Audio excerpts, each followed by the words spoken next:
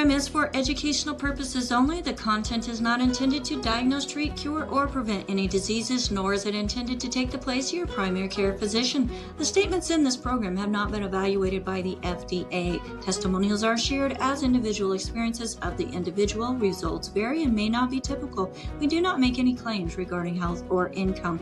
As an empowered individual, you do have options available. We are honored to continue to share the teachings of a founding father of the science of epigenetics, Dr. Joel Wallach, Bachelor of Science in Plant and Soil Sciences, Doctor of Veterinary Medicine, 4 postdoctorates in pathology, naturopathic doctor.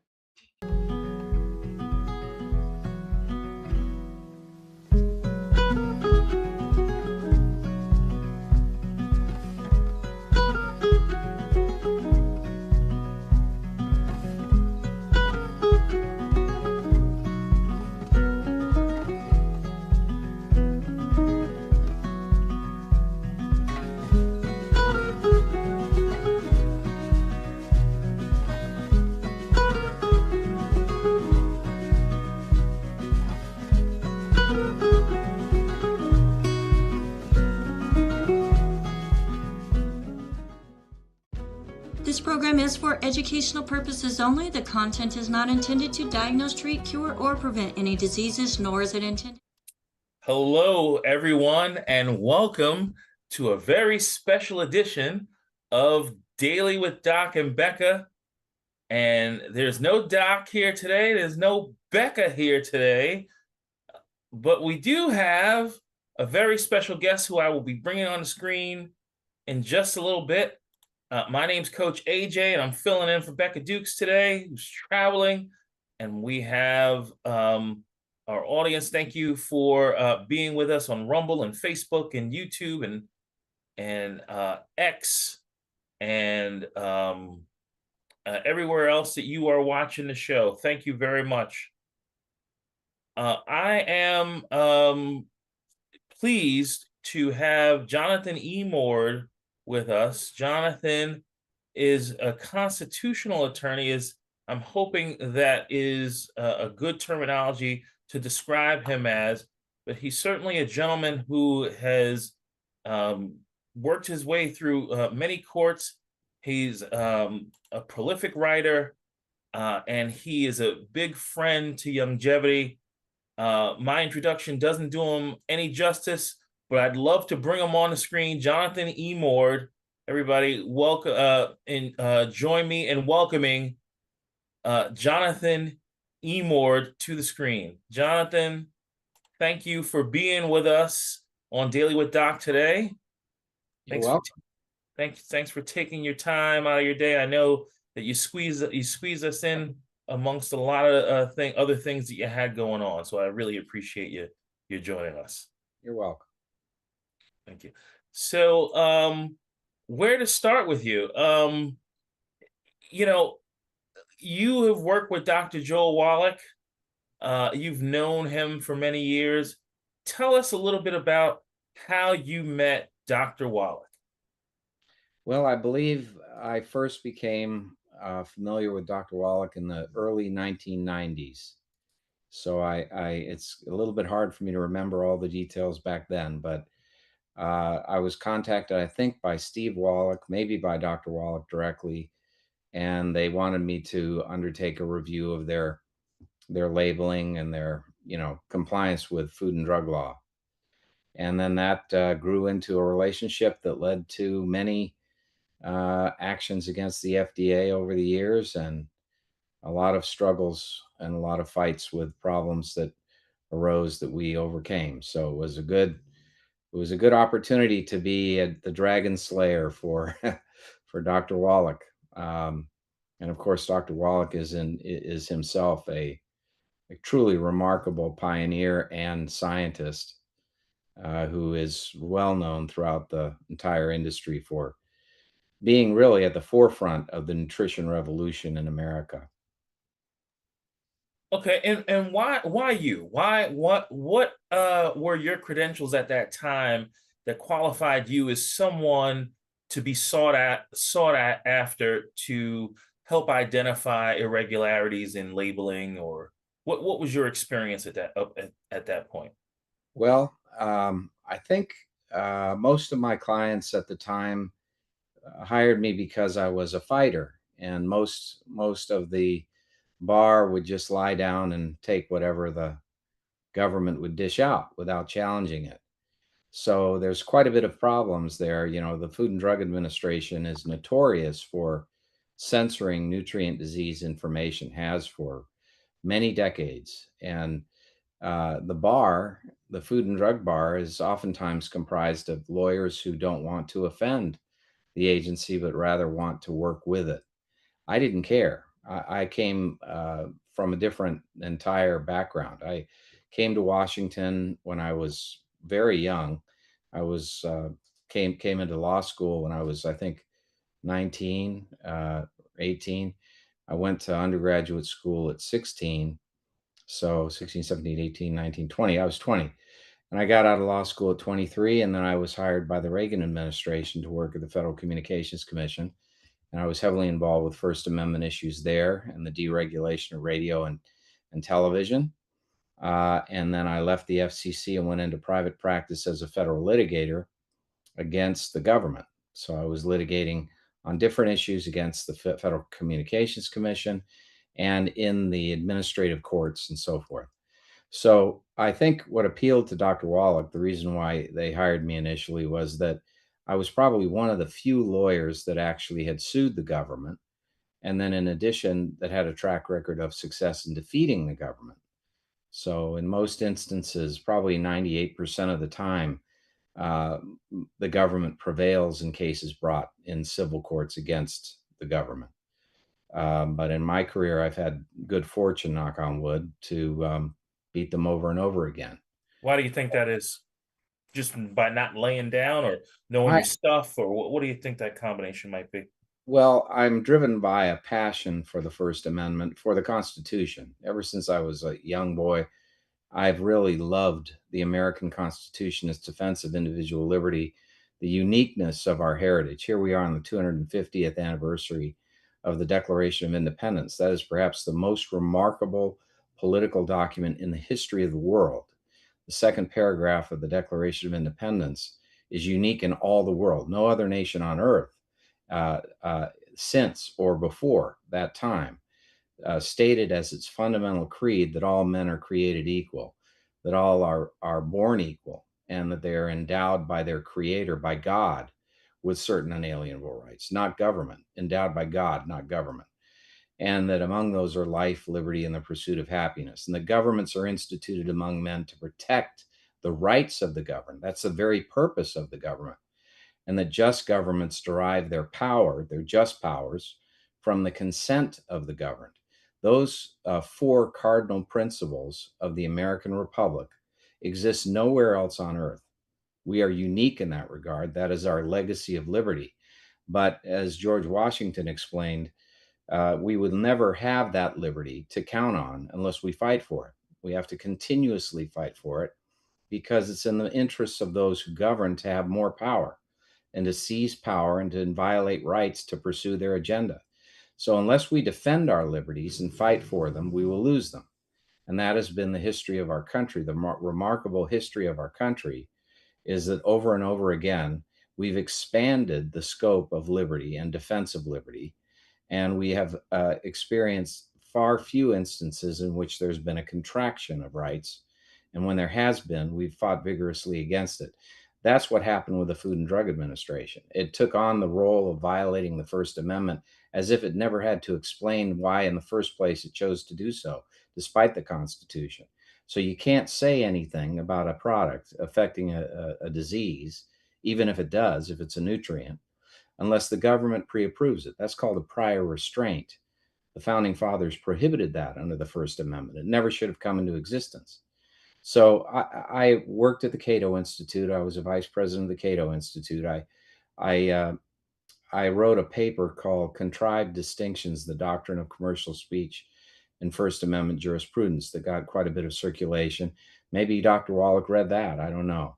But I argued against the whole paradigm that was designed by the Supreme Court to defend the expansion of the administrative state and its violation of our rights. In the case of the FDA, violation of our First Amendment rights. So Dr. Wallach is a strong advocate of the Constitution. He loves the Constitution. He's a great American who believes in the founding principles of this country. And so we hit it off right away because that's what I'm about. I've had the good fortune in my career of choosing who to represent. I don't represent parties who seek ends that I disagree with. I just don't do it. So I've had the privilege of representing parties that fight for liberty, and that gives me the chance to fight in the courtroom for them, and that's what I've done for over 42 years. When you say liberty, so I've heard, and by the way, I have seen people like Ron Paul respect your intellect and your tact. But when you say the word liberty, are you referring to my right to do anything lawful, or my right to do anything lawful that does not infringe on someone else's right? In other words, if I had a finding and I honestly believed that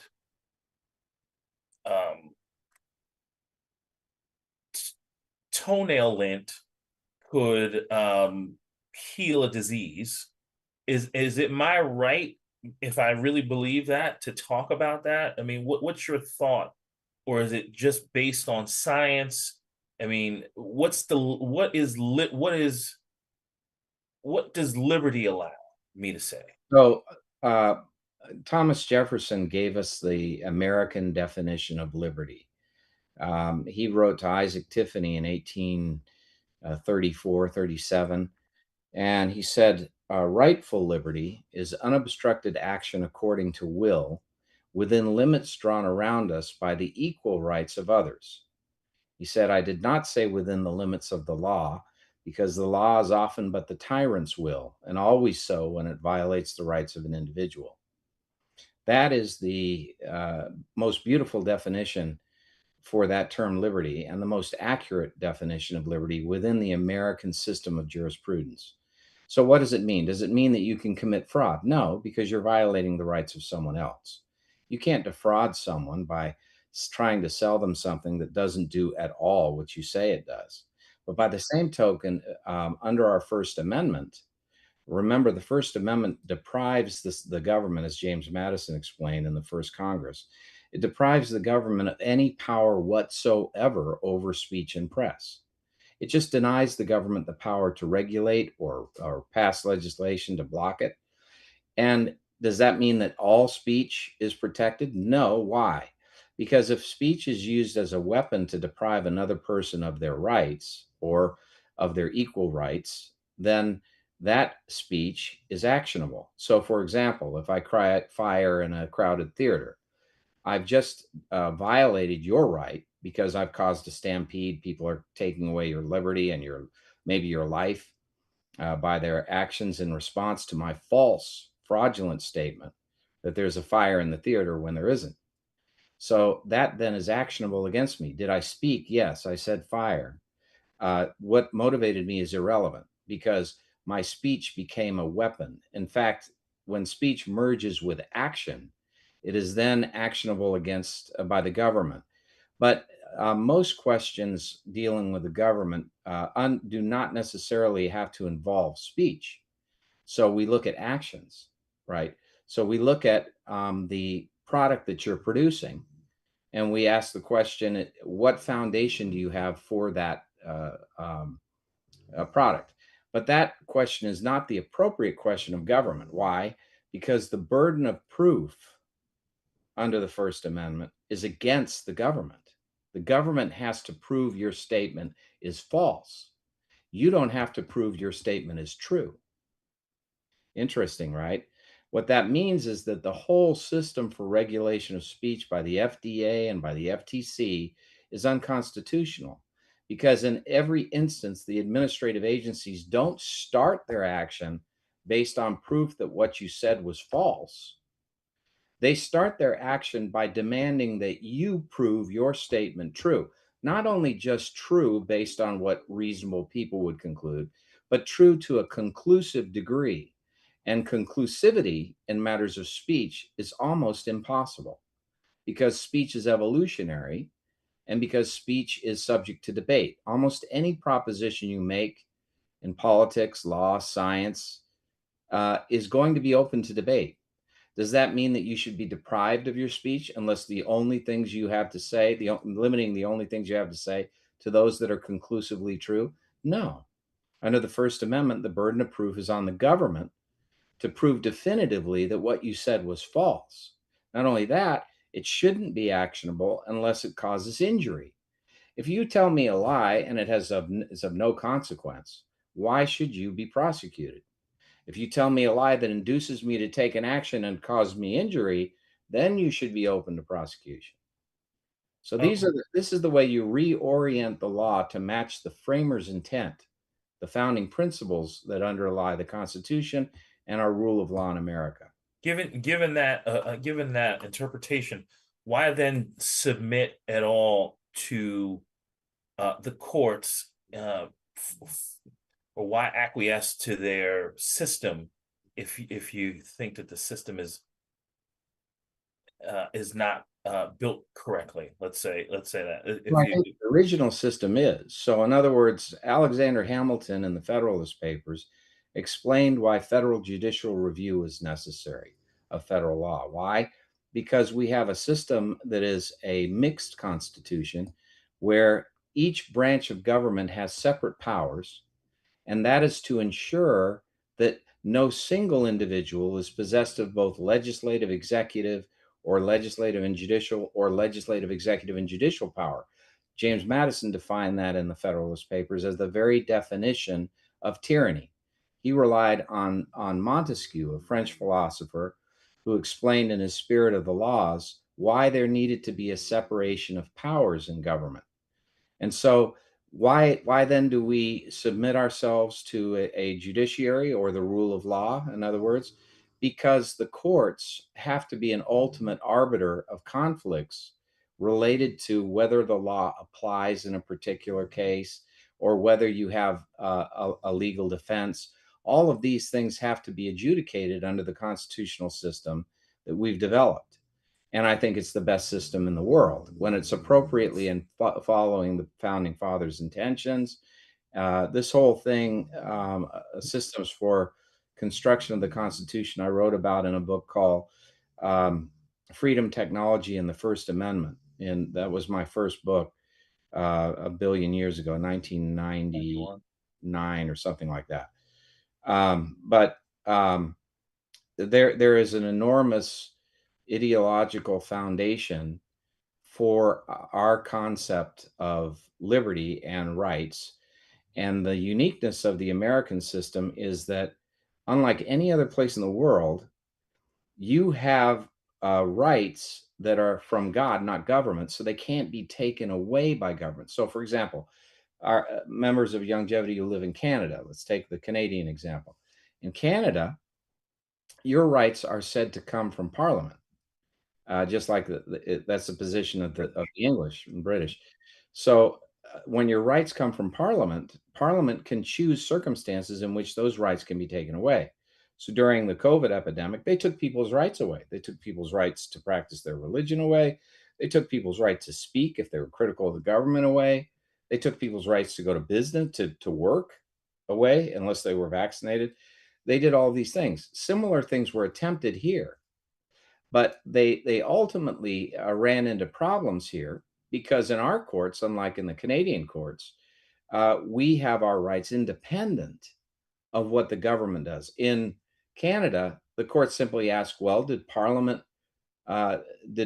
exercise emergency powers at the request of the Prime Minister? Yes. Did they suspend these rights? Yes. Well, you have no case. Sorry, you have to suffer. In this country, that could not happen. They tried very hard to do it, but and they took away several people's rights. But ultimately, there was vindication in the courts, and our system returned to protect the sovereignty of the American people. In our country, uniquely in all the world, we are sovereign. We are the power, source of power. When government violates the Constitution, it presumes itself through the individuals in government to possess sovereignty that we don't have. That's not true. Everything in government does must be by representation or subject to limitations, if not by representation, that are strictly designed to limit the powers of those who are in government. We have a written constitution, it was first unique to the United States when it was adopted in 1787, when it was proposed in 1787, adopted in 1791. It's unique because it was written, but also it was unique in that no powers exist in the federal government except those expressly contained in the Constitution. All other powers are reserved to the states.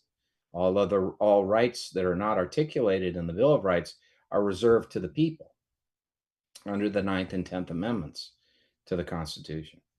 So it's truly, we really, in this 250th year of the Declaration of Independence, we should all be celebrating, we should be thanking ourselves, our country over and over and over again for the great privilege of being born into a country that stands for principles that are based on the protection of our rights. It's remarkable. And people take it for granted.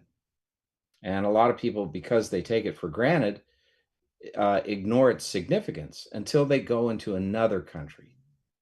Try to live in another country, and you'll soon discover that over time, even in a friendly European country, that it's nowhere like this place when it comes to your freedom to speak or your rights, and your right to property and your right to do with your own property what you would. Not that that is always protected here, but it certainly isn't protected in Europe. So it's, that's why I do what I do, because that's my obsession. My obsession is the Constitution of the United States, the intellectual principles that underlie the Constitution. I spent my whole life studying it, and digging deeper and deeper and deeper into its roots and mastering the wisdom that came from these people. The founding fathers truly were unique people, remarkable in their command of rights theory, which was new. The rights movement arose in opposition to the Hanoverian kings in England in the late 1600s and then into the 1700s. It was the refutation of the divine right of kings, and it arose because of John Locke's second treatise on government in part, but also before that time, under the divine right of kings, only the king has rights. And you may have rights by leave of the king, but the king is God's emissary on earth, and he possesses all rights. Well, in that system, you're just a slave. The interesting thing is the roots and expansion of slavery is entirely predicated upon deprivation of rights, of course. But once you make this remarkable proposition, as in the second paragraph of the Declaration of Independence, the reason why it's earth-shattering, quite literally, is that Thomas Jefferson took the position that all men are created equal. Did he mean by that only men? No. The understanding both in the second treatise on government and at the time Jefferson wrote it was that men meant people. And did he mean it only to apply to white people, as is oftentimes said by revisionists in their history? No. And how do we know that? Because there was a 134 word paragraph in his original draft of the Declaration of Independence in which he condemned George III for bringing the institution of slavery to America, and said that slavery was an abomination and deprivation of rights. So when he said all men are created equal, he was quite literally saying all men. Now, isn't that strange for someone who owned slaves? It is. But is that shows that there is an aspiration to a better world. And even all of the founding fathers, Thomas Jefferson included, condemned the institution of slavery even when they had slaves. And you ask yourself, well, how can that be? because the economy, the world in which they live, created by George III, was a world in which agriculture could not be ever profitable without human bondage, without slave labor. If you liberated all of your slaves and you were a large plantation owner, you would suffer massive debt. And most of the founding fathers did by the time they died. But when they died, they manumitted or freed their slaves. Because for example, when George Washington died, Martha was still living. And he wrote in his will that all the slaves would be manumitted when Martha died, because he knew if he manumitted them at his death and she still lived for many years after, that she would be absolutely poverty stricken and would go bankrupt. And he didn't want that to happen. But he knew slavery was wrong. And so he had it all manumitted. Is this an imperfect world? Yes. Yeah, it's a little imperfect because, you know, my rights end where when yours are impinged upon. But I'm with you, Jonathan. I do understand what you're saying. No one is perfect. You know, you've given us a ton of food for thought already, but back to our friends, and this is our 30th year at Longevity. So, you know, being a decade birthday in time with America, I guess there's something slightly at least poetic about that. Jonathan, what is the significance as far as the science goes, if you understand, and clearly you do, because you wouldn't have been able to articulate it if you did. What is the benefit of folic acid, and why now do you have influencers who are beating up folic acid when it has saved so many and saved suffering from so many more? Please explain to us what the significance and the need to have folic acid, and if there's a difference, what that difference might be, and the significance in congenital how does it benefit human life? So I'm not a scientist. Dr. Wallach is. Dr. Wallach could give you the best explanation, but I can tell you this. So one of the primary claims that we first sued the Food and Drug Administration over included the folic acid neural tube defect claim. We had a claim that 800 micrograms of folic acid taken by women of childbearing age before they become pregnant, absolutely critical, reduces the risk of having a neural tube defect birth, that is spina bifida or anencephaly, by as much as 80%. And what is that? That's when a baby is born with a spinal cord outside of their spinal cavity there, or when their brain is outside of their skull. Now, the babies born like that would oftentimes die, but when they didn't die, they would have oftentimes horrific existences where they would have to go through surgery after surgery after surgery, and would, for the rest of their lives, be limited in what they could do. And then also, they would frequently die before they reached old age. They would die in their 20s or 30s. It's really a horrible birth defect, but it's preventable. And folic acid deficiency is the causative reason for the disease. So you ask yourself, why then did the federal government suppress it, deny it the right to communicate that? It's true, it's provable. The CDC was telling doctors to tell patients about this. And yet the FDA refused to allow it on the label or in the labeling of folic acid supplements. So we sued FDA over that, and we presented massive amount of evidence supporting the proposition scientifically. And the government really didn't argue that the science was mistaken. What the government said, and it's driven by protection for the drug industry. It didn't want people at that time, this is a novel situation. It was in the Pearson versus Shalala case. Never before was FDA's censorship power questioned under the First Amendment, as it was in this case. But they didn't argue to the court that they censored it because they were complying with the First Amendment. They said that the First Amendment doesn't apply to the FDA. They said the FDA's regulatory scheme is so complex that only brilliant scientists at the FDA can decide for the rest of us what science we can have and what we can't have. And if they give us access to information before we're mature enough in our education to understand it, we will abuse it. So they said, if you let people know that folic acid might reduce the risk of neural tube defect births, they might consume mass quantities of folic acid. They said if they did that, they might suffer from a vitamin B12 deficiency that would be masked in drug testing or blood testing because the folic acid would mask it.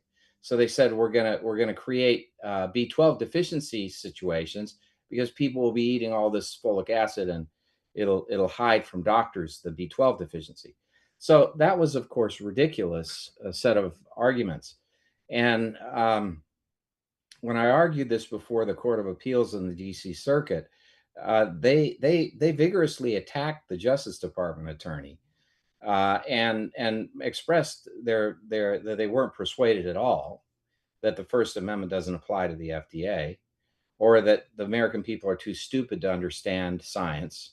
Or I remember Patricia Wald, one of the three, she was brilliant, one of the three judges on the panel, saying, I shop at Whole Foods. And when I go to the Whole Foods aisle that has all these vitamins and minerals and so forth in it, some of the most sophisticated consumers in the food market are in that aisle. She said, I don't see that these people are stupid. They're asking rather sophisticated questions. And it shows me that they're fully capable of comprehending what we're hearing about today. And I don't understand why, when you put on a label that 800 micrograms of folic acid could reduce the risk of a neural tube defect birth by as much as 80%, that's somehow too complicated for women to understand. So anyway, we won the thing because regardless of whether the public understands truth, truth is fully protected under the First Amendment. I don't have to speak simply to have a government censor tell us you must break down your speech into very simple terms if you wish to communicate to the public. No, that's not what the First Amendment is about. It's to end censorship. Again, no power whatsoever over speech and press. So the court agreed and said that the FDA had to favor disclosure over suppression. It held its whole health claims review process unconstitutional, and it created what was called the qualified claims process directly by order under the First Amendment. No statute existed for it. So the government would have to allow any claim that is scientifically backed to be communicated to the public if it could be rendered non-misleading with a qualification. The government could claim a speech was not approved. They could even put that in there. The government could say that the speech it disagrees with it to a degree, but it would have to state these things as a qualification, and could not deny the public access to that information at the point of sale. So that was the court's decision. It was a landmark decision, and it overthrew a whole regime of censorship that the FDA had spent the better part of 3 decades constructing in detail, and they blew their minds. So for the better part of another half decade, they fought me in court over and over and over again, losing over and over and over again, to try to keep that old system in place, completely trying to ignore, undermine, and prevent adoption of this system. Why? Because the FDA is a patsy for the drug industry. The drug industry does not want competition, even competition from people understanding what elements in foods and nutrients can do to reduce disease or treat disease. They only want you to think that for disease, you got to go to the doctor. And when you go to the doctor, you need to get a pill. And that's the drug that they get approved by FDA. Now, that system has failed miserably. I mean, if we look at the statistics, I have them right here. I was on George Norrie the other night, and we went through We this, heard. and George is great. But I think it's shocking. This system has failed so miserably. When you look at this is all from the CDC, by the way. In 2023, 76.4%, 194 million Americans reported having one or more chronic conditions. 76.4% of the American population, 194 million people, have one or more chronic conditions. 59.5% of young people, 18 to 34, have one or more chronic conditions. 78.4% of people in their midlife years, 35 to 64, have one or more chronic conditions. 93% of older adults, 65 and older, have one or more chronic conditions.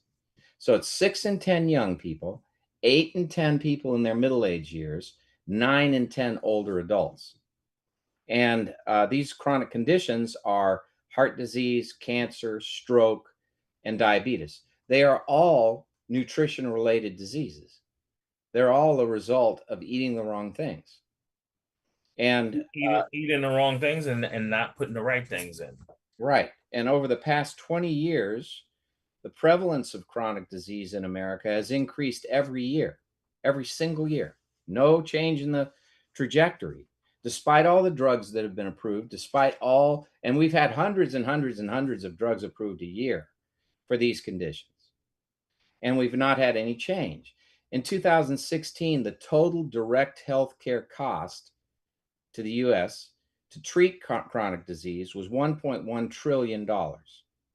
And 3 in 4 Americans have at least one chronic condition that had to be treated. 3 in 4.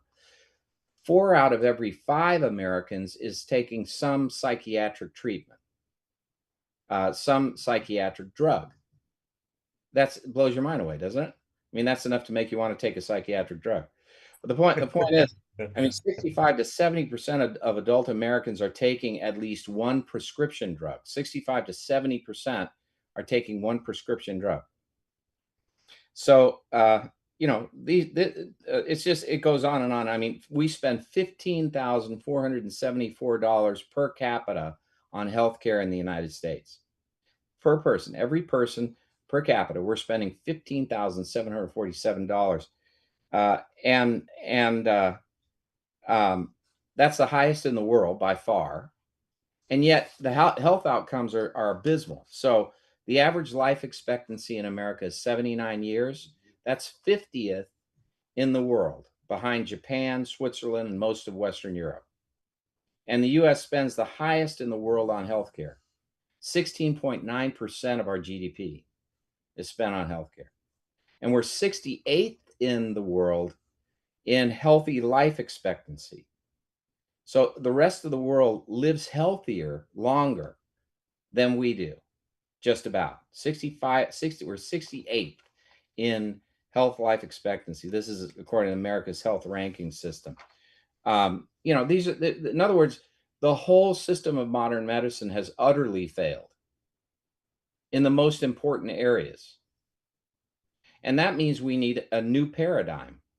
And that new paradigm really is one that must be driven by, it must be patient-centric, and it must be driven by the patient receiving full information at the point of sale in the market. It has to be a preventive model, not an emergency intervention model. The way, ever since World War II, we've had an allopathic medical system that is focused on emergency intervention. So you don't go to the doctor to prevent disease. You never go to the doctor and talk about your diet, exercise, and lifestyle annually to say, what do I need to do to tinker here and tinker there to get it better, to get it better, to get it better, so that I won't develop these diseases. No, we go along merrily and get the diseases. And then once we have the symptomology of it, we go to the doctor. And then they give us a treatment that is not really a treatment in most instances. It just masks the symptoms. And we get sicker and sicker and sicker. And then we die earlier, and we have longer periods of time when we're unhealthy. That doesn't have to be. And Secretary Kennedy has dedicated the administration to ending the chronic disease epidemic in America. But unfortunately, the FDA is not doing anywhere near what it needs to do to bring about that end of chronic disease. The only way it's going to end is if we get information at the point of sale. So we can have all this information about what nutrients and food do available to us so we can make the decisions. We need debate in that marketplace, open, so that the government doesn't censor everything. We need open, free market and ideas, information, so that when a mother's going to buy something for a child at the grocery store, she's able to say, okay, this child's this age, I should really be focusing on omega-3s and these other substances to make sure that that child, selenium and other things, make sure that child has what it needs in order to develop properly.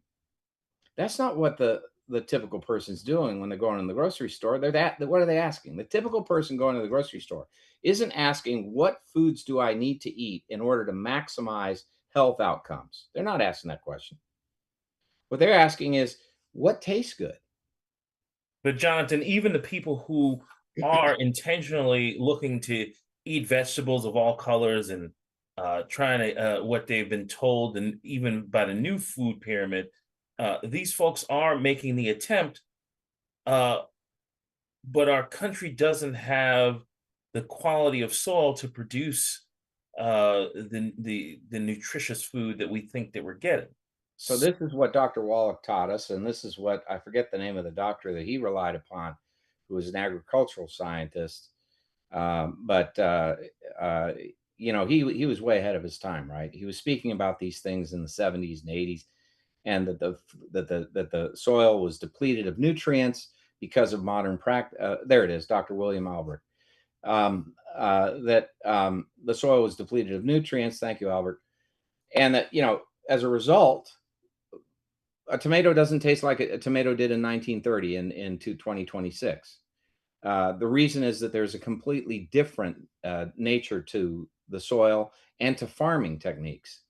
And that has changed to a degree with regenerative farming, but it's all, you know, big pharma has kind of co-opted the term regenerative in instances where it actually is not regenerative farming. And by regenerative farming, I mean to treat the soil with nutrients and with substances that will decay into nutrients, and to develop it well with all sorts of things that are animal based and plant based and even insects, and then to develop plants in a local environment in which you are maximizing nutritional outcomes in the fruit of the plant, so that when you harvest this and you bring it to market promptly, then the person who consumes it is getting the maximum amount of folic acid, is getting the B vitamins and C and so on, rather than getting something that is just a hollow shell, essentially.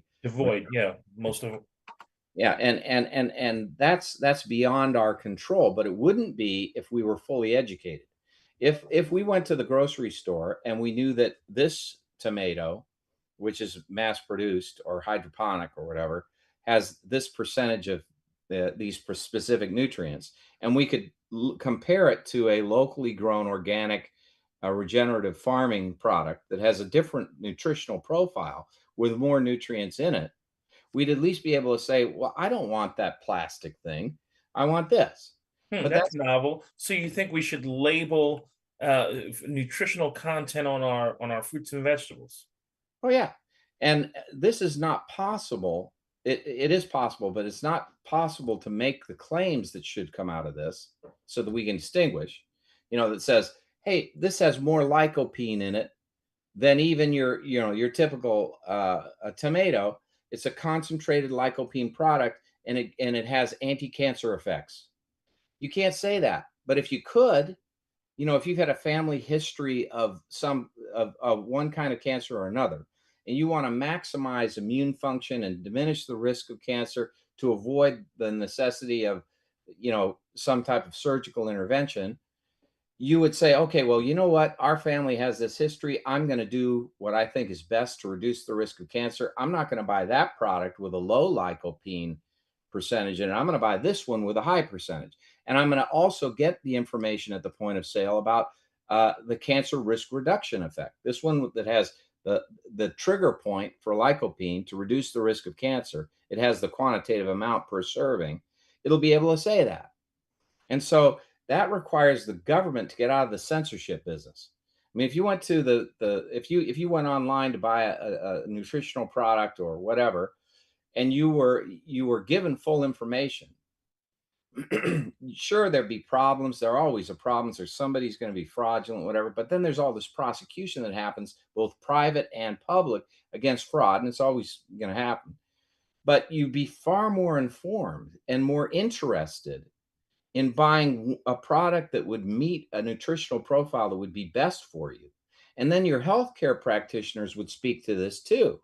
They'd say they'd be forced into it. They'd be forced into saying, okay, I'm not going to, I could recommend for you this drug, but as you found out for yourself, your type 2 diabetes can be controlled and completely eliminated by dietary modifications. Okay, let's talk about that. What are you eating? Okay, yeah, well, I would suggest this product. You know, that's what it would break down. So it would force the allopathic medical model into the integrative medicine model, where doctors would no longer be talking about crisis management.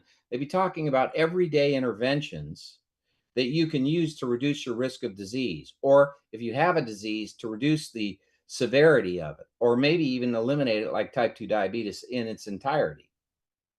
And this requires a whole change, and this has to be the FDA changing. And by the way, the whole administrative state, truth be told, is unconstitutional. There's no provision in the Constitution to delegate the power of the legislature or the judiciary or the executive branch to an independent repository. In fact, like we said before, the very notion of that delegation, James Madison said, was the very definition of tyranny. We have an agency, the Food and Drug Administration, typical of over 250 different agencies of the government. And it has combined legislative and executive power. And that's unconstitutional under the non-delegation doctrine, which was at the heart of what the founding fathers believed in. The Congress has to answer for everything. We elect them to do that. They can't delegate away their power to some people we don't elect and who are not answerable to us to make these profound decisions that affect the economy massively, that affect our health, our lives. What about our monetary system? Exactly. Okay. So total disaster. Just checking. Phyllis, Andy, I'm going to bring you on the screen. What kind of question do you have for our knowledgeable friend? Well, first, this is truly a revolutionary topic and very timely. I know we all appreciate it so much, what you're passing along. Sandwa on Rumble says, I love to hear these constitutional sovereignty topics. And Olga on YouTube says, government exists to punish the evildoers, which sadly is no longer the case. We've got a question from Yvonne on YouTube. She asks, what can we do to help on our side take away the FDA's power to remove nutritional supplements from the market? So it's a very timely question because something has actually been done that is quite remarkable. At the end of February of this year, scientists, certain political people, business people in the nutrition space, and also in the healthcare space, physicians and scientists all met in Phoenix, Arizona for a 3-day conference. We were present there. I'm the general counsel of the Alliance for Natural Health. Dr. Robert Burkirk is a really brilliant nutrition scientist and environmental scientist, is the head of the Alliance for Natural Health. They sponsored the event, and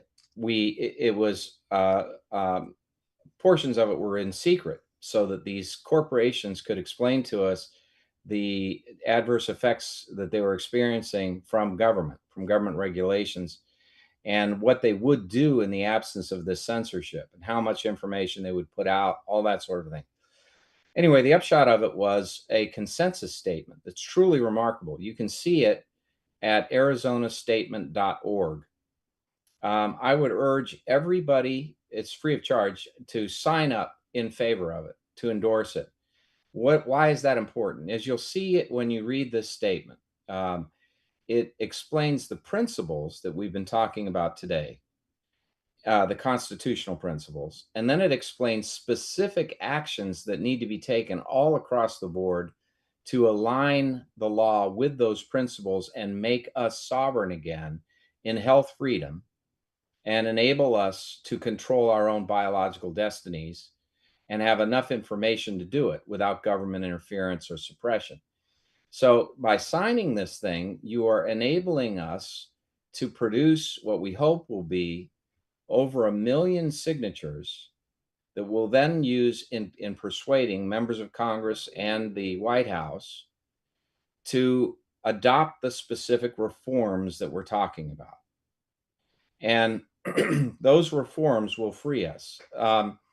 Now, is this the only thing that we need to do? No, we're going to have to sue as well. And we are. We're suing the government right now in multiple cases in an effort to expand our freedom and protect it and expand our rights protection in these areas. But this statement is, once you read it, you'll say, wow, that thing is truly remarkable. Verkerk and I wrote the statement, but it was a consensus statement. All the scientists, all the business people, all of the particular people who are physicians and others who are involved in this integrative medicine, all that, who were at the event, all agreed, unanimously agreed to the principles and to the actions. So I would urge everybody to sign it. I go on that webpage. It's arizonastatement.org. Read the thing. If you agree with it, sign your name to it. There are already, I think, over 10,000 people have signed it, and we haven't promoted it. It's just word of mouth from the group that was there, and then also, some public appearances that we've made. But I think the more people we tell about this and the larger the universe, we want to get 1 million signatures. We want to be able to go into members of Congress and say, hey, look, this is, there are 1 million people, there are X number of people in your jurisdiction, your state or your district who signed on to this and want to see this to happen. We want to see if you'll sponsor or co-sponsor this bill to help do that, to take away the FDA's power to censor or whatever, to expand the universe of available integrative healthcare modalities, innovation in medicine, ending the monopoly, the drug monopoly in this country over both health information and access to the market. So if we do that, we will have the tools necessary to end the chronic disease epidemic in America. And only if we do that. But it's that kind of massive reform that it's going to take. And thus far, though Secretary Kennedy has clearly made his position in favor of this idea of ending the chronic disease epidemic in America apparent, unfortunately, the FDA Commissioner McCary has not done anything to seriously advance the ball on that. And it's been a big disappointment. That's why we need to do this. One more quick comment from Green Bear on. I'd like to say something too when you're done there. Forgive me. Green Bear on Rumble refers to our right to use the products of nature, such as plants, and he refers to Genesis 1:28-29, called sometimes the cultural mandate, which refers to our stewardship over nature on this planet. Andy, real quick. Well, this episode, this interview with you is so important. I would like to see Youngevity make this available on a DVD, and the entire customer base gets a copy of it. You have covered so beautifully the Constitution, which is a favorite subject of mine. That came about years ago when I had to sue the Internal Revenue Service. And boy, did the Constitution come alive. I beat them, by the way. The Justice Department had to pay my legal costs. But Longevity needs to take this episode, and when people buy products in some way, no cost, and get this information that you just put together. This is, talk about the founding fathers and their brilliance. So is this interview with you. I am so enjoying what I'm hearing, and this can't be lost with all the other promotions and merchandising and all that goes with business in general. I want to see Longevity make this available to all of our customer base. Jonathan, in case you didn't know, Andy was instrumental in making sure that Doc and Dead Doctors Don't Lie got syndicated in different markets. So it's Andy who was the spearhead of getting hundreds of different stations to air Dead Doctors Don't Lie. Yeah, that Dead Doctors Don't Lie is one of the most remarkable things in our history, because no one ever spoke like that. Dr. Wallach spoke plainly, directly, and explained why you can't trust this allopathic system, why you can't go to the doctor and trust them to give you the right information. And the reason was that, really, and from my vantage point, it's very clear, you know, a doctor, this is how a doctor operates. This is the universe a doctor operates in. A doctor cannot give you any advice, even if he thinks it's in your best health interest, if it's going to be second guessed by Medicare or by his fellow practitioners or by the medical board. What does this really mean? Let me give you an example. Let's say you have a heart attack. Let's say that your heart attack is due in no small measure because you happen to be morbidly obese and you have a bunch of comorbidities that are leading you inevitably to a heart attack that's going to kill you. And the best thing that the doctor could do is not just give you a standard one-size-fits-all approach on, for example, physical therapy, X number of weeks, but to put you on a program that is holistic. It's going to change your diet. It's going to give you an exercise program, and it's going to give you a physical therapy program that's going to last for years, because it's a massive amount of transformation you're going to need in order to survive. And that whole thing is not Medicare covered. Only a small portion of the physical therapy and specific drugs, anticoagulants, whatever, are going to be covered. The rest of it is not covered. Now, that's bad enough, but it's worse, because if I, as a doctor, tell you of these other things and that you need more of it and recommend it to you and prescribe it to you, I cannot bill you for it. But in addition to not being able to bill you for it, I've just committed Medicare fraud. You say it's true. It's not fraud. You're doing what's in the best interest of the patient. It doesn't matter. If you deviate from the Medicare recommended care for a patient, you are opening yourself up to a challenge for Medicare fraud. When Medicare goes and audits your files, and they look, even when you didn't bill Medicare, if you treated a Medicare beneficiary and gave them advice that the government has not approved for the condition, you open yourself up to being sued by Medicare and demanding all the money Medicare gave you as a practitioner back to the government. And this keeps them in line. So they don't tell you all these things. They know it. A lot of them know this stuff. Not all of them are anywhere near as educated in nutrition as they should be, but they have no incentive to be, because all they can do to be safe for themselves, give you a drug, is to give and do some jumping jacks. Yeah, is to give you the standardized. I'll give you another one. So a lot of males have benign prostatic hyperplasia and an enlarged prostate. All right, I think if males live long enough, every single one of them gets this or gets prostate cancer. If you live long enough, you get prostate cancer.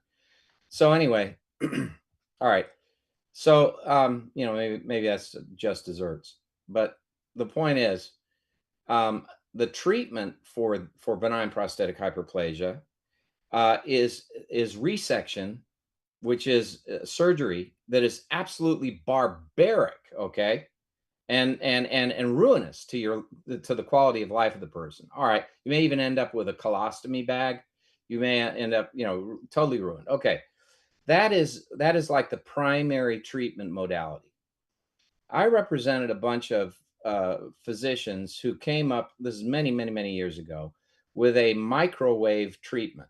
What they would do is they would stick a probe in, and they would fry your prostate.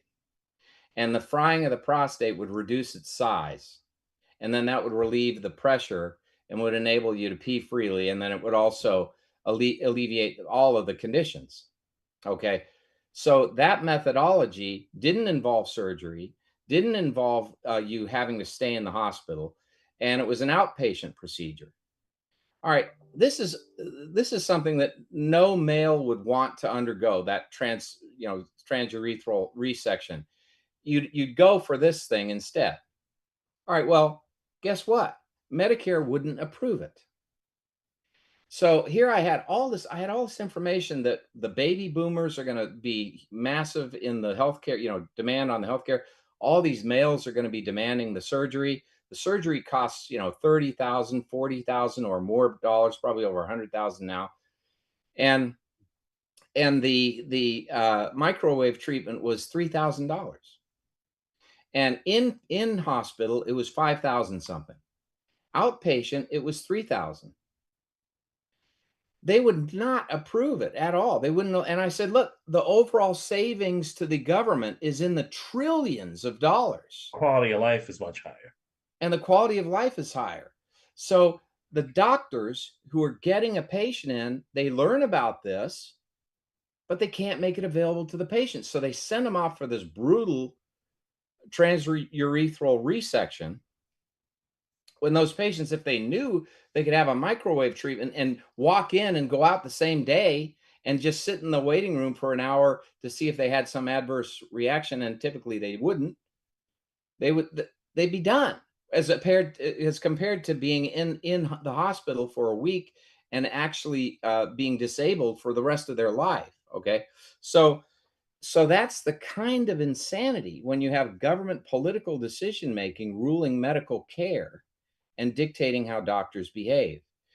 I wrote an article for the Cato Institute called Murder by Medicare, which talks about how allocation of resources by Medicare and their choices of what to fund and what not to fund actually promotes an environment that encourages death at an earlier age.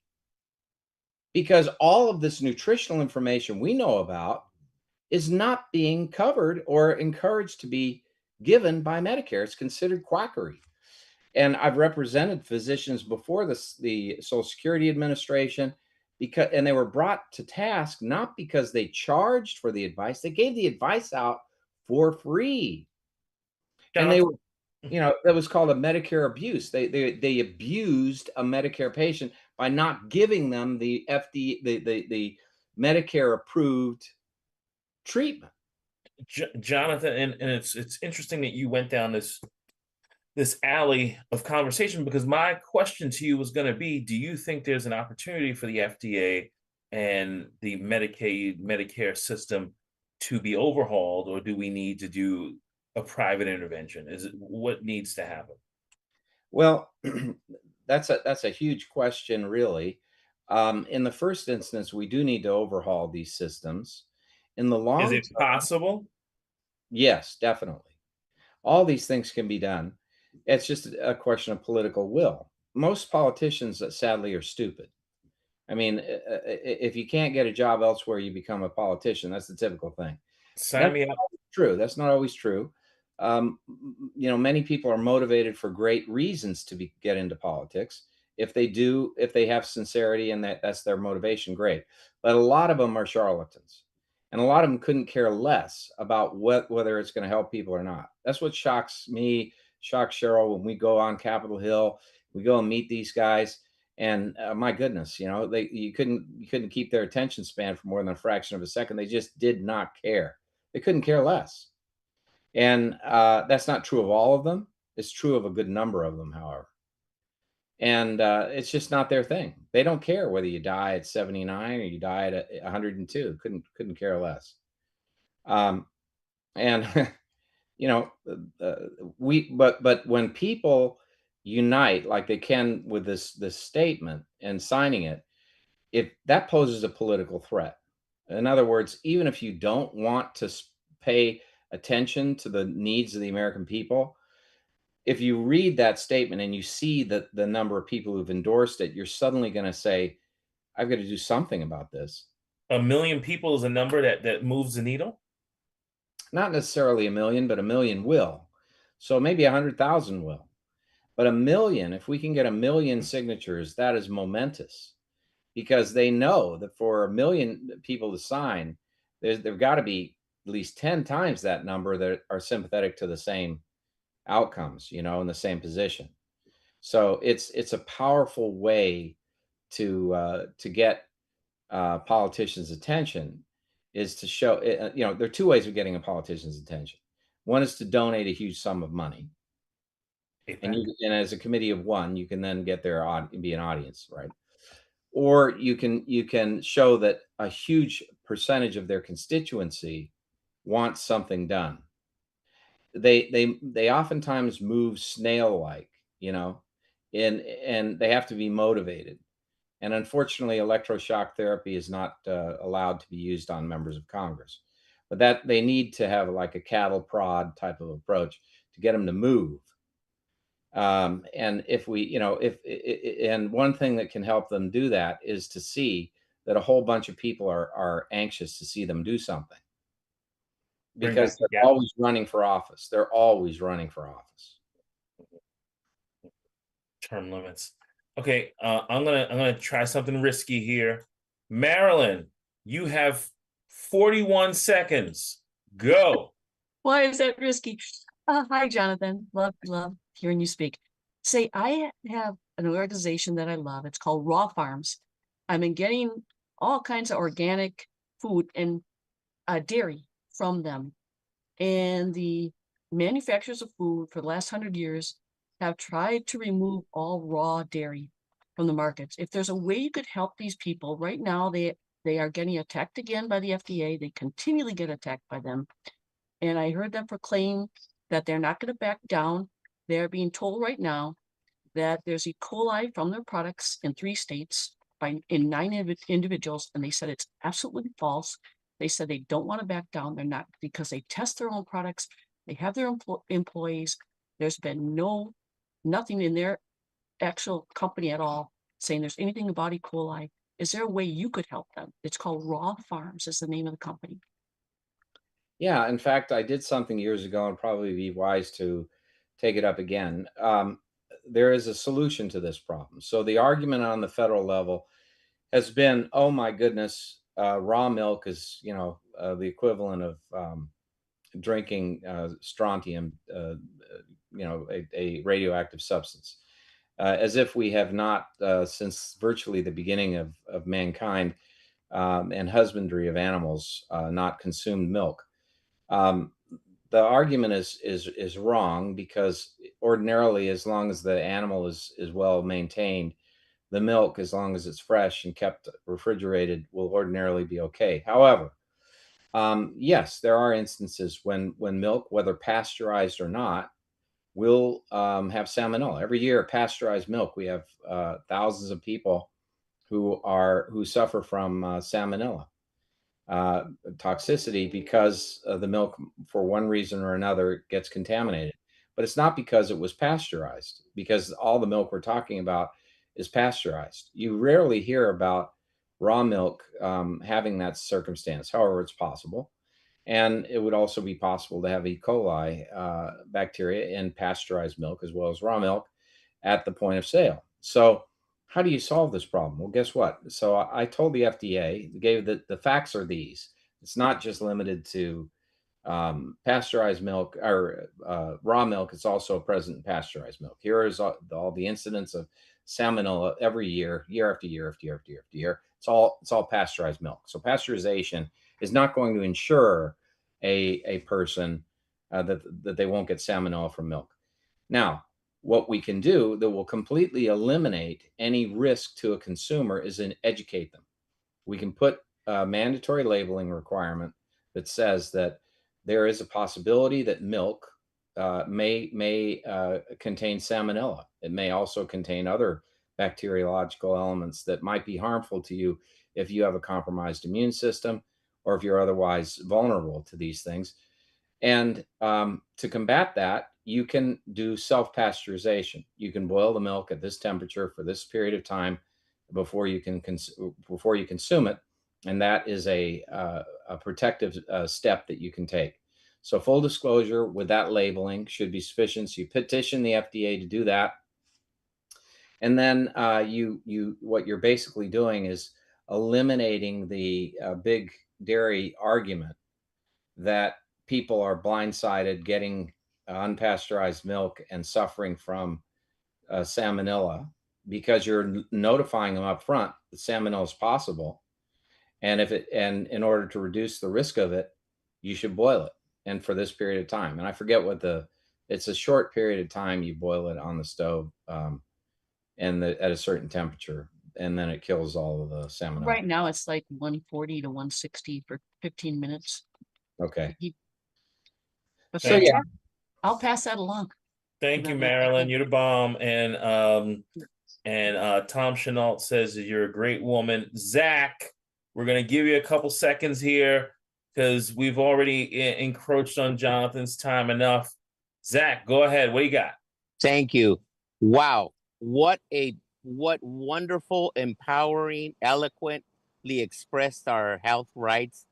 This knowledge has helped me.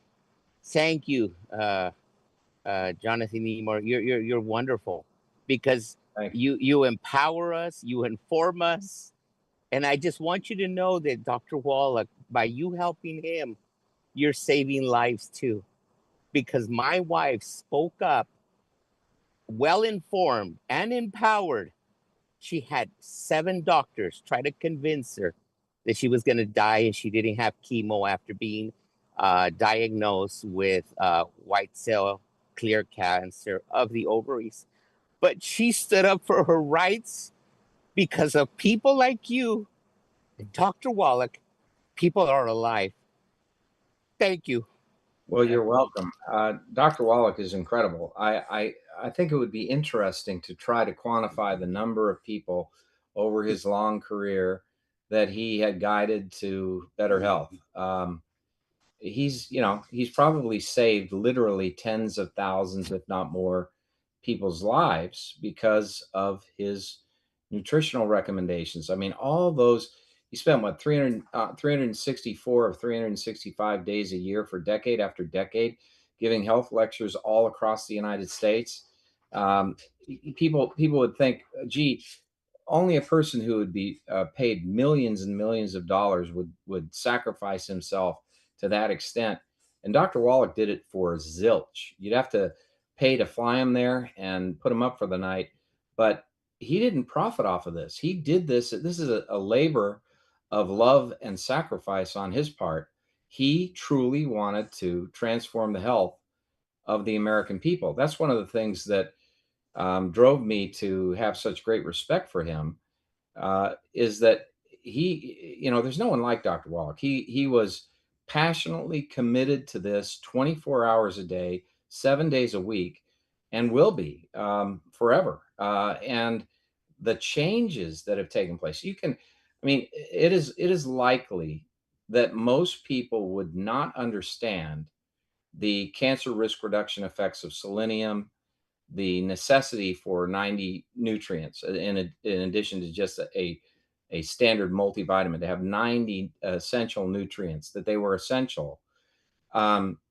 His whole development of the nutritional profile based on comparative pathology, studying animals in the first instance as a vet, being in the wilds of Africa with Marlon Perkins, and having to come up with solutions when they lacked the drugs available, and then developing nutritional interventions, and then finding through comparative pathology, all of those autopsies that he performed on people, that there were commonalities between the diseases in certain animals and those of people, and that the treatments that he had developed for the animals might well affect the same results in people, then testing that out and establishing it. I mean, everything, his whole life was directed in this way of thinking ever since he cured his own Tourette's with eating the pellets that were to be available with all the nutrients in them for the bovine, the cows on his farm. I mean, here he is, a little kid, and he's trying to figure out, well, why is it that when I eat these pellets, it's curative? And then he researches this on his own. The other thing was, anybody who saw his lectures over the years realized he just really researched everything. All of his books, he researched everything, and he's obsessed with it. And it's because this was his passion, his purpose on this earth, I think, was blessed to be one who would convey this information. And he did it so very well. The whole company, YGY, exists only because, in my view, because of Dr. Wallach. He was the driving force behind the company and built it into an empire, not for his own personal benefit, but for the benefit of everybody else. All these other companies fail mostly because the motivation really is personal wealth. And so they don't really care that much. Wallach came in from the other side. And unfortunately, I think he sacrificed so much, he's not been paid what he should be paid for the miraculous benefits that he's conveyed to so many people. But that was his choice. And because of it, we benefited. So in other words, we've all been enriched at his expense.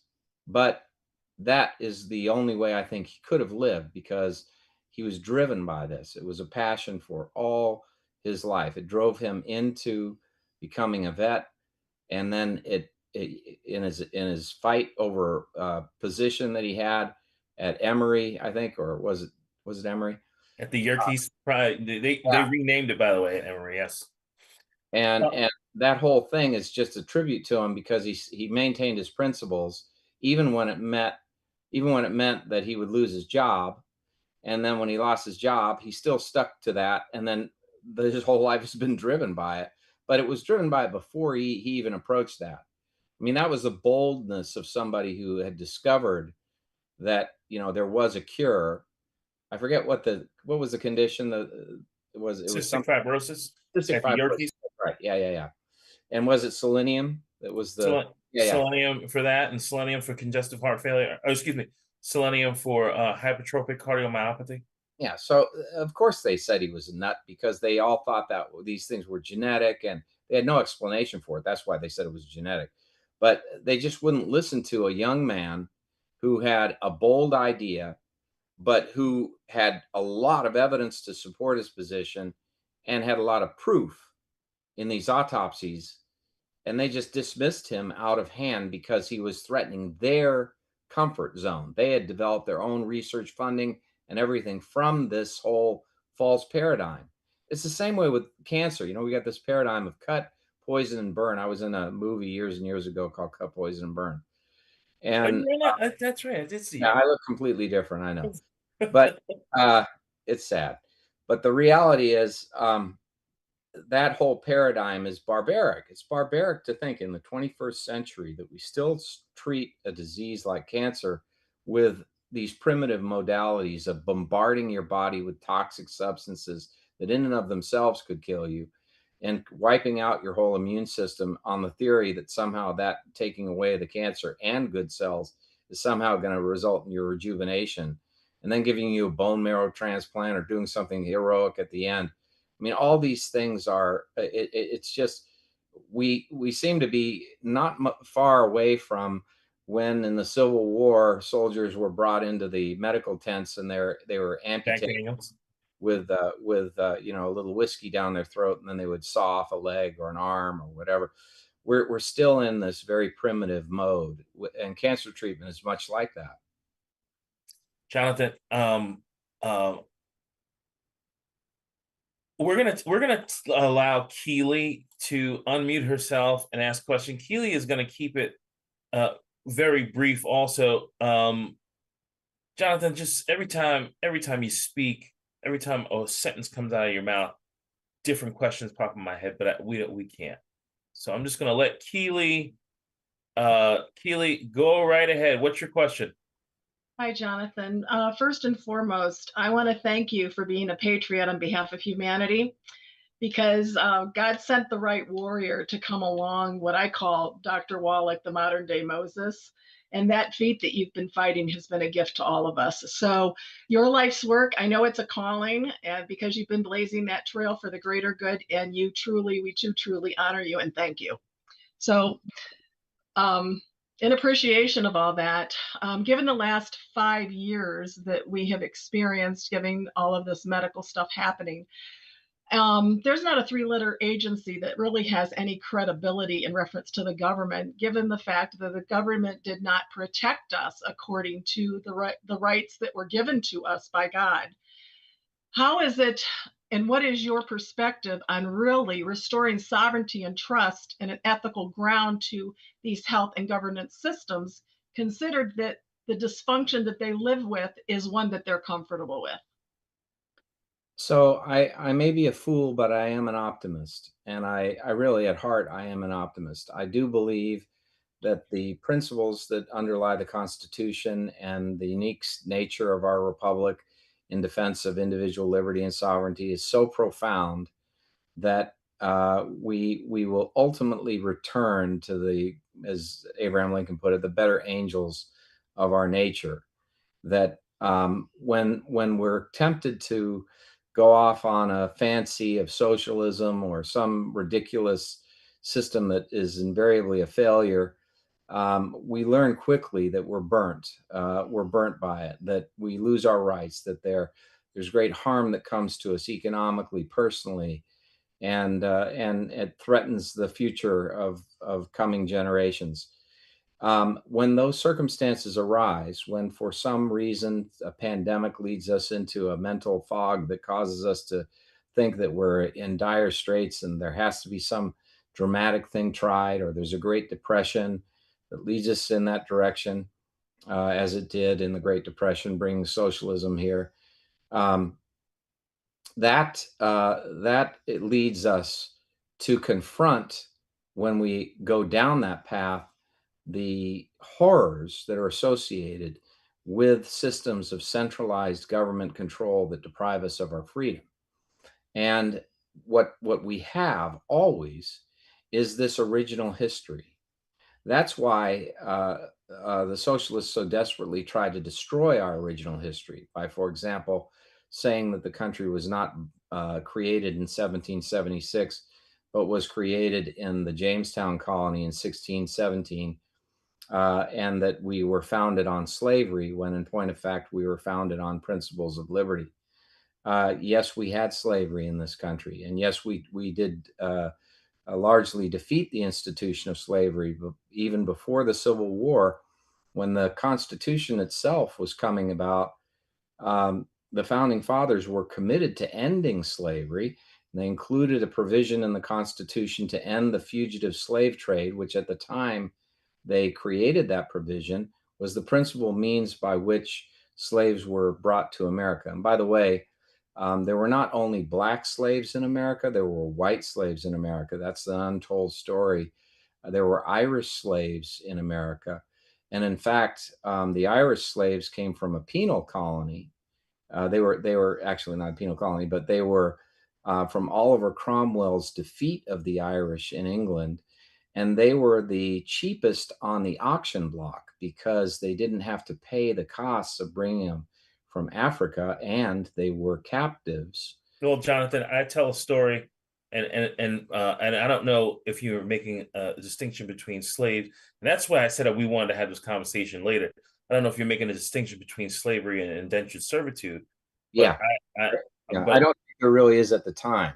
So, okay. In other words, at the time, so in 1614, in the Jamestown colony, there was a slave, Anthony, I forget his last name, doggone it. He took the name of his slave owner. He was black, happened to be black, although at the time, most of the people who were indentured servants, he was an indentured servant, but treated like a slave. and so were the whites. There were a majority of whites in the colony at that time were indentured servants. But this Anthony Johnson, so he won his master's approval for to be set free. So he was allowed to have his indenture terminated, and he became free. He then bought 20 acres of Virginia farmland, and he enslaved 12 black people. He could have had white people too, but most of them were still under the control of the original founders of the Jamestown colony, and created his own profitable farm from that. But he maintained the institution of slavery. The point was that was the way agriculture was largely done at the time. By the time of the Civil War in 1860, one of the largest slave owners in Louisiana was Antoine Dubuclet. Antoine Dubuclet was black, and he had over 200 black slaves under him. He was a manumitted black slave. So the whole thing's so complicated because the institution of slavery was such a part of the economy.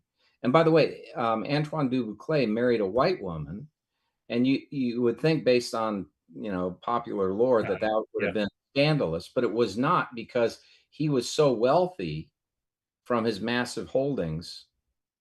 He was accepted into the aristocracy in Louisiana, and when he married a white woman, it was just considered passé. I mean, in Black's Law Dictionary would call a different term for white anyway. Right. But it's a complicated thing, and really the whole notion of so by the time of the Civil War, there were roughly 4 million black slaves. There were a very small number of white slaves. There was something maybe 150, 200,000 white slaves in all of the country, but there were 4 million black slaves, and that largely it became a segregated institution. Slavery did, starting with Bacon's Rebellion in Virginia, when you had a slave uprising. And so what they did is they created the overseer type of system where they would choose. You were fearful as a slave owner that the slaves might have a revolution and kill you. So you would hire overseers, and they began to distinguish based on race. So they would hire white overseers over black slaves. And this inculcated this whole racist element that was principally not present in the Jamestown colony, but it became a feature of slavery. By the time of the Civil War, it was there, obviously. And, so anyway. But I tell a story, to your point, in the smokehouses when they were curing the tobacco, it was written, one of these slave owners had said, why do you put the Irish guy in the smokehouse? And he said, because I didn't want to waste a good N-word. Right. And actually in Barbados, in the sugar cane fields, it was notorious that, if you worked the sugar cane, because it was just brutal out there in the sun, it was also very, very labor intensive, and people would die in the fields. And there was a preference for the Irish slave because it was cheaper. So if you lost one, you could afford it more than if you lost a black slave. So you put the black slave in, you still see them in the fields, but there were far less of them by preference in favor of Irish slaves. But it's an economic institution. It's horrible. Slavery is absolutely horrific, and we're all liberty. But the point is that when you create it in a modern political sense, you try to make it into a racist construct, you lose the historicity, the truth of the history. And I follow you, and I do follow you, and I do think that it's difficult to put our glasses on, or view things from, some things are universal over time. You wouldn't David is going to arbitrate between the two, or Solomon's going to arbitrate between the two women, and one woman's going to say cut the baby in half. Some things are universal, right? but we have really enjoyed having you on Daily with Doc. I know that people's minds must be blown right now. Tom Chenault says, Jonathan, you and Doc were a great team, and all of these people on YouTube are saying so many things. Olga saying, children sold in the markets along the animals to look after the animals. They still exist in the Middle East. Thanks, Mr. Emord, and et cetera, and et cetera. Ruth Ellen, is there something that you'd like to say to Jonathan before we part?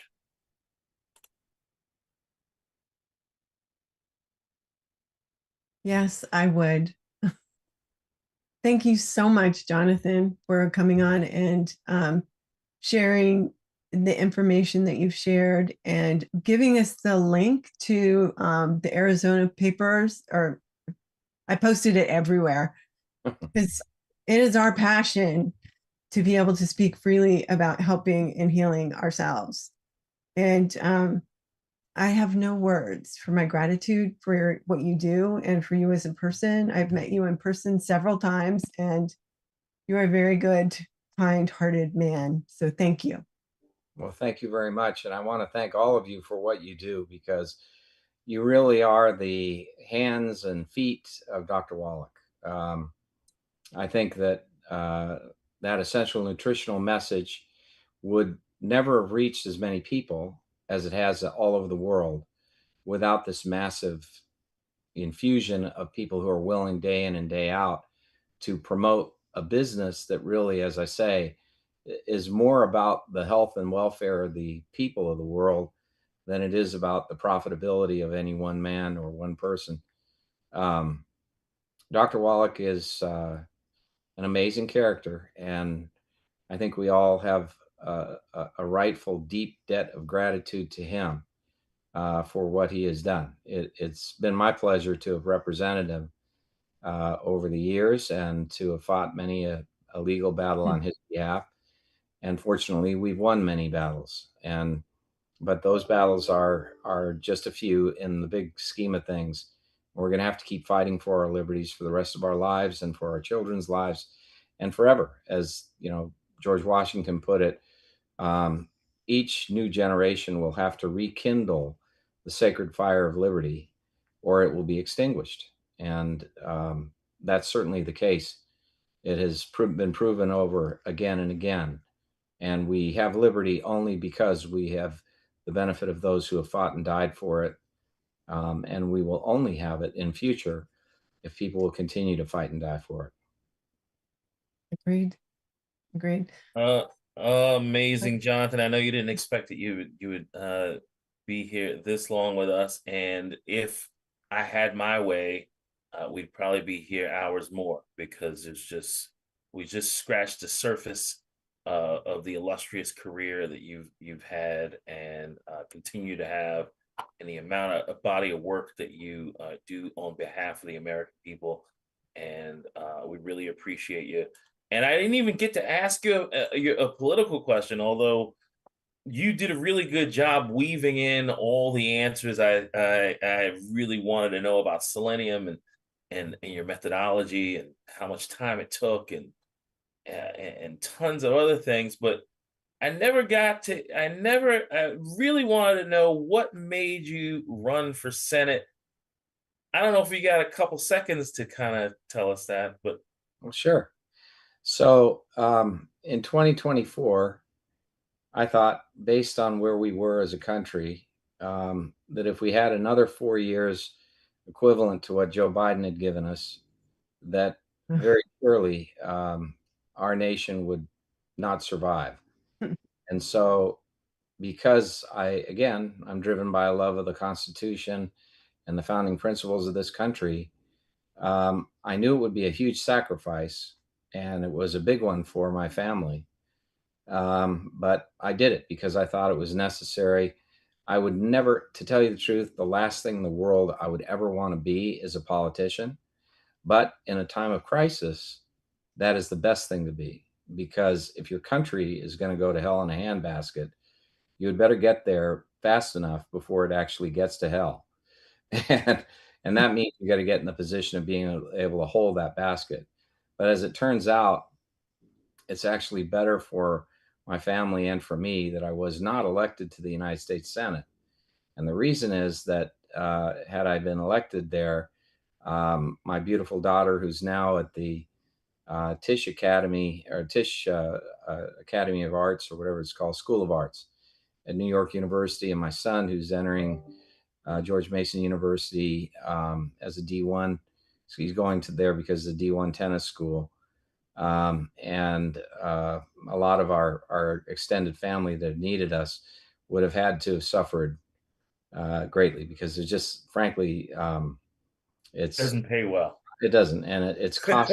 It's a chronic cost. I mean, I spent $1 million of my own resources running for the U.S. Senate. That was a major sacrifice, and I did it willingly, and so did my wife and my kids, because we all share this love of the Constitution. It wasn't so. Unlike most politicians, as I say, most politicians are running because they can't do anything else. I was leaving something that I did very well, and had a lot of clients and a lot of success to save the country. And I thought it was essential. I would never do it if I didn't think it was essential. But fortunately, we have not gone down that path. We didn't continue the Biden administration's destruction of this nation. We've started the reversal of that. I believe in the end of this year, we're going to see some major uptick in the economy. But what we have seen is that we no longer have an open border. We no longer have a situation where the cartels are destroying the cities in this country with massive crime, sex trafficking, drug trafficking. And we no longer have a situation where those who are engaged in pillaging this nation in political positions of power are doing it without having to watch their back. Many of them are being prosecuted. We have a situation where justice is being reestablished. I just wished that, we had gotten there sooner, because unfortunately, 4 years of what has happened to this country under Joe Biden is leaving a legacy that is going to last generations. There are people who have, countless Americans have had their family members or lives taken as a result of people here who came, who had criminal backgrounds, who were not vetted, just allowed straight in the country. I went to the border. You can probably still see the videos on YouTube. I went to the border. I met with the Border Patrol.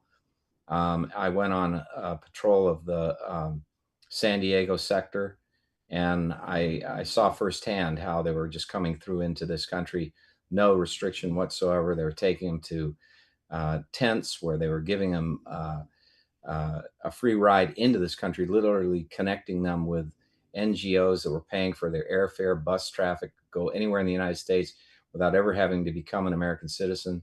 Some 20 million Americans 20 million people are here in this country who've never been asked to pledge allegiance to the United States, never been asked to do anything other than accept a welfare check, and who've never been asked to serve their country if necessary to save it, because this is not their country. And there are many. Jonathan, there's good and bad in every administration.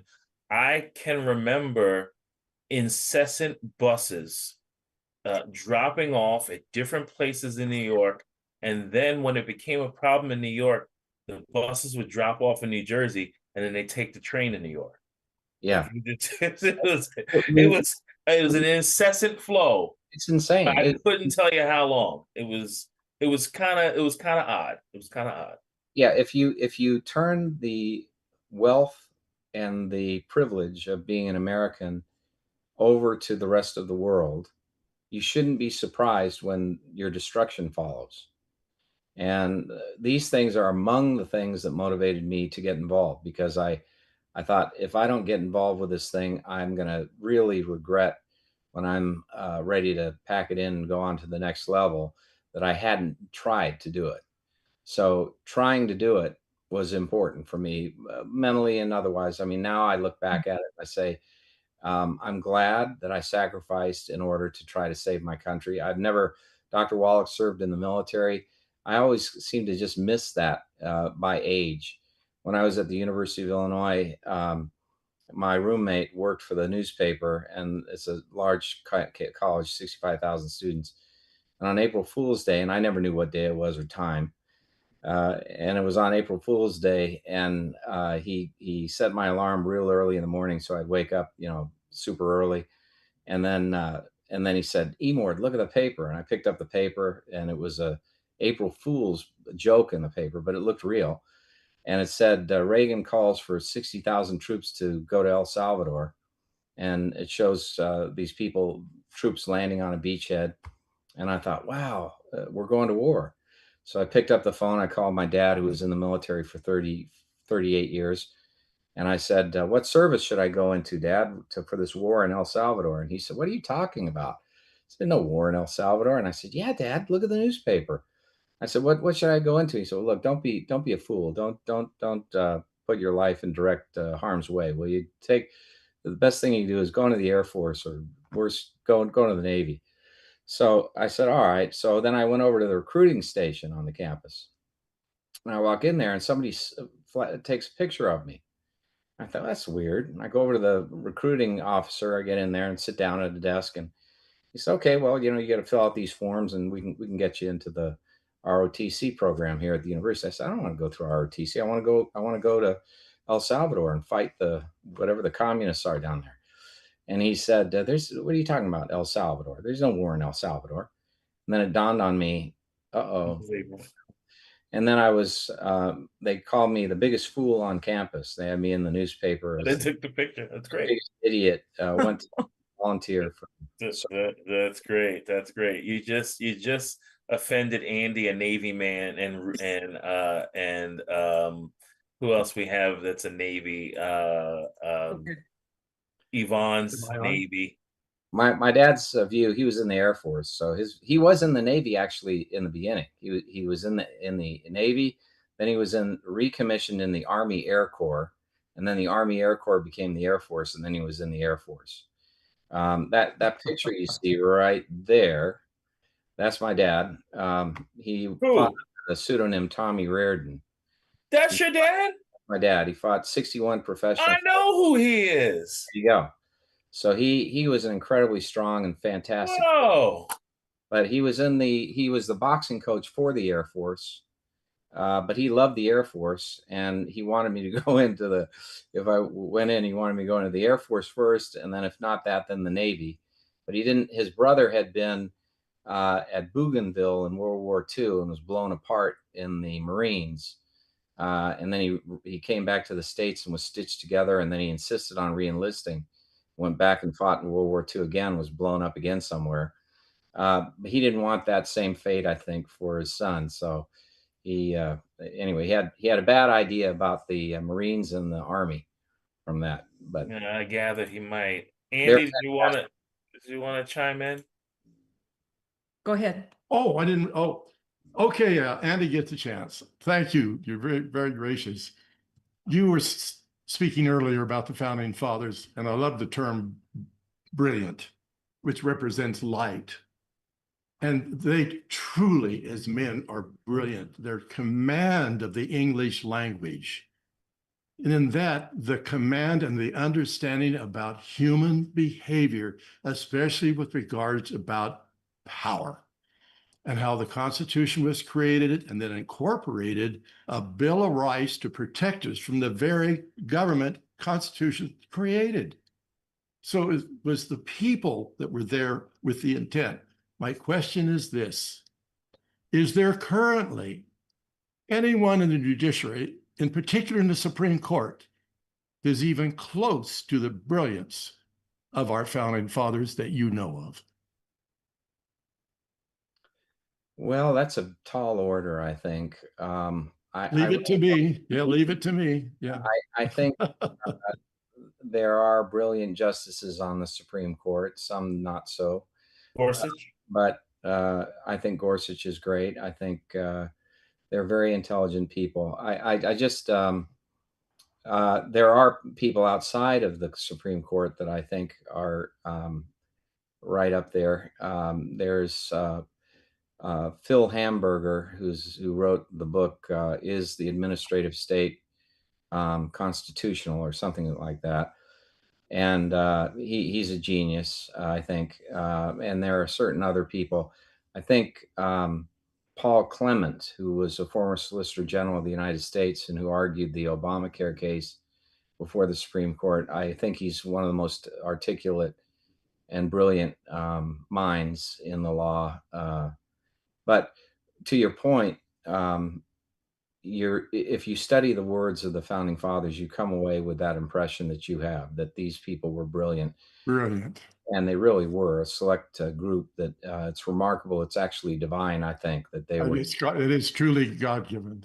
And so on the issue of power, George Washington said, "Let there be no change by usurpation." He was referring to changing the Constitution. "Let there be no change by usurpation, for though in one instance it may be an instrument of good, it is the customary weapon by which free governments are destroyed." Always a remarkable statement. Jefferson said, "I am not a friend to a very energetic government. It is always oppressive." They were aware that the product of their hands and minds, the Constitution of the United States, was a precarious thing. James Madison referred to it as a mere parchment barrier. That only if people who were in power respected the Constitution's limits on their power could the republic be maintained. But if they didn't respect those limits, then we would be destroyed. And so Jefferson thought that you had to bleed the tree of liberty, he said, every 14 years. In other words, have a revolution in the United States every 14 years to restore the balance of power in favor of individual liberty, because people would invariably seize positions of power, be elected to office, and would use it for their own self-interest. So it's always the issue, whether we are allowing those that represent us to assume power beyond the Constitution's limits, risking the loss of the republic. And we have, it's interesting, the Constitution prevents the states and localities from changing from a Republican form of government. The Constitution itself guarantees a Republican form of government in the states and localities. Not only that, the Constitution requires an oath to support the Constitution by every elected officer, whether in the federal government or in the states. So technically speaking, someone like Ilhan Omar or AOC, who are socialists, self-avowed socialists, are ineligible to be seated in Congress if you abide by the Constitution, because they can't truthfully swear the constitutionally required oath to support the Constitution, because they're on public record as favoring its destruction. The American Socialist Party believes in the destruction of the Constitution. And so, in other words, if we had kept ourselves aligned with the founding fathers, we wouldn't have had individuals like that who could vote. They would be potentially elected, but they couldn't be seated. They couldn't swear that oath. That oath was designed. There's some 13 provisions of the Constitution that carry with it restrictions to ensure the perpetuation of the Republican form of government. So we can never become, it's not just that, President Trump said, America will never be a socialist nation. We will never, the people will not agree to it. Well, in fact, the Constitution of the United States forbids it, because it requires adherence to the Republican form of government. We are listening to brilliance right now. Well, yeah, the guy. Thank you. The guy definitely. Readers are always leaders. He is definitely a leader. and we appreciate you being here, Jonathan. Well, everybody's got to go. I ruined your whole afternoon. On the contrary, no, man, not at all. You've enlightened our afternoon and given us all some things to think about and appreciate. So we do appreciate everything that you've said. And we have on the screen our good friend Jonathan Emord. If you are not on the screen, do show him some appreciation because we do appreciate that you were here with us today. And we have our good friend and the co-executive producer Ruth Ellen Sanchez, who is manning the team as Becca has taken a day or two off. I'm Coach AJ on the screen. We have Phyllis and Andy Anderson, who are pioneers in longevity. We've known Jonathan for a year or two. And we have Marilyn Pizzera Spear, who is typing away, trying to keep up with all this constitutional wisdom that has been espoused today. And we have Mary, who is bringing questions and taming people from trying to take over the show with all of their wild questions. And speaking of tame and wild, we have our own personal zoologist, Albert down in South Africa, who for breakfast wrestles lions. So we are proud that Albert is with us today. And all of you who are watching out on Rumble and Facebook and YouTube, we thank you very much. And Ruth Ellen, take us out. Thank you, everybody. Also, if you were referred to this program by anybody, please make sure to get back with them, as they will be your primary support. If you have questions, you can email us at questions@dailywoodsdoc.com. Also, we have a phone team, so you could speak to a certified holistic health coach, and that is 855-949-3377. Also, per the FDA, this program was for educational purposes only, not meant to treat, diagnose, cure any diseases. And we just want to thank Jonathan, our favorite constitutional lawyer. And Jonathan, my son would love to talk to you because he is a constitutionalist at his true core. So thank you, everyone, and have a beautiful day. And always remember to be kind. Be kind, because you don't know what somebody is going through. And sometimes you will never know. So just be good. Thank you, everybody. Have a great day. Take care. Thank you, Jonathan.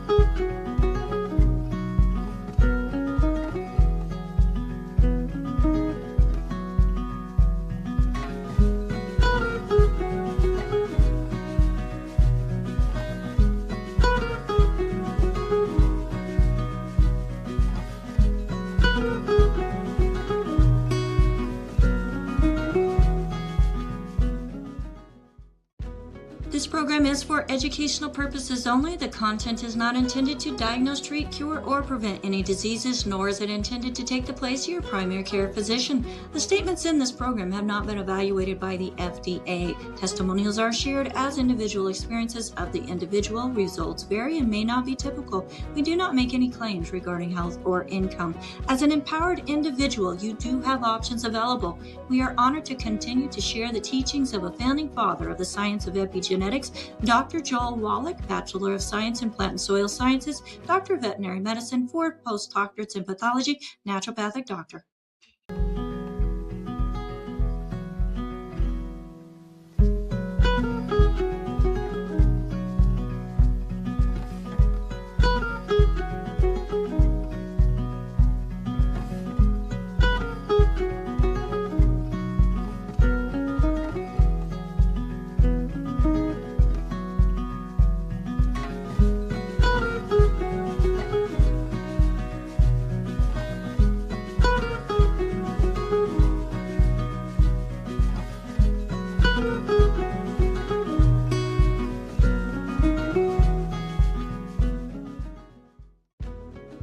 program is for educational purposes only. The content is not intended to diagnose, treat, cure, or prevent any diseases, nor is it intended to take the place of your primary care physician. The statements in this program have not been evaluated by the FDA. Testimonials are shared as individual experiences of the individual. Results vary and may not be typical.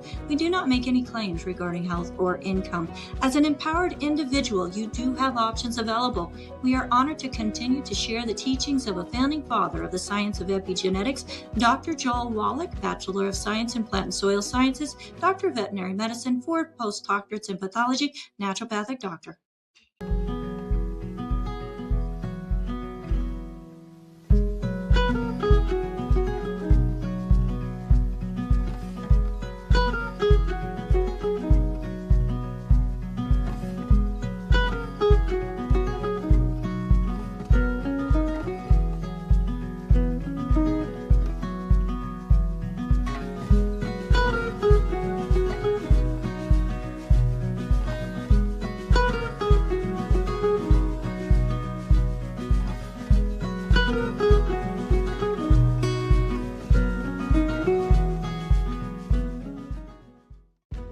This program is for educational purposes only. The content is not intended to diagnose, treat, cure, or prevent any diseases, nor is it intended to take the place of your primary care physician. The statements in this program have not been evaluated